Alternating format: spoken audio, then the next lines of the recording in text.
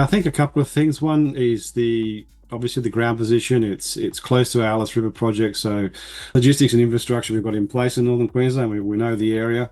And secondly is the number and the frequency of gold and antimony results, and high grade gold and antimony results has already been found at surface, and the fact that over the past sort of 30 to 40 years there's been very little to no systematic exploration, so the potential for discovery and the upside is immense. And we've seen now that it's an antimony province, or an emerging antimony province, with discoveries next door with Rockaby, and then you have also Trigora down the road, which is a producing gold mine late in the early 2000s. So, it's an area which has got the potential for good discovery of high grade gold and antimony deposits.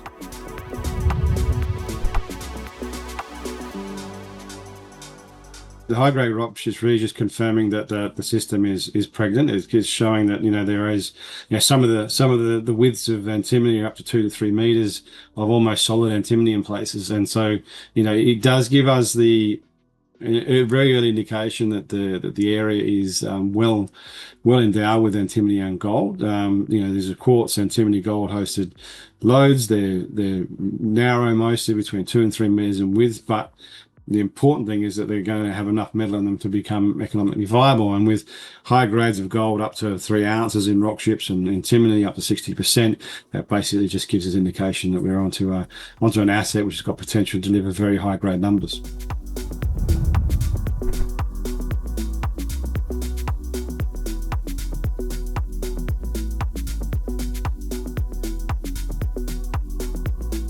Yeah, okay. How does it complement our existing portfolio? It's in the same area. We are a Queensland focused company.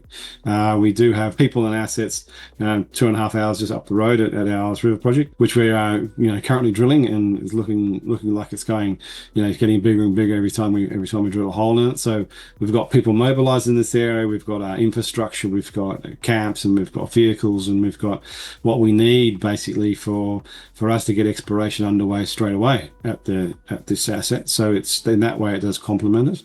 What our investors can hope to hear from us over the next few months is we're going to start regional exploration almost immediately, probably by the end of this month. We're just finishing off an aircore program here at Alice River, and an RC, initial RC, on 13,000 meter RC program. We'll be finishing up fairly shortly. So before we start testing our white line asset here at Alice River, we're going to get back on the ground down at St. George and do first pass exploration, which will basically be regional mapping, rock chip sampling, identification of any sort of veins sticking out the ground, and then comment through the geophysical program. And by the end of the year, hopefully our first our maiden RC drill program into probably the St. George area, which already has heritage clearance. So a lot of things happening.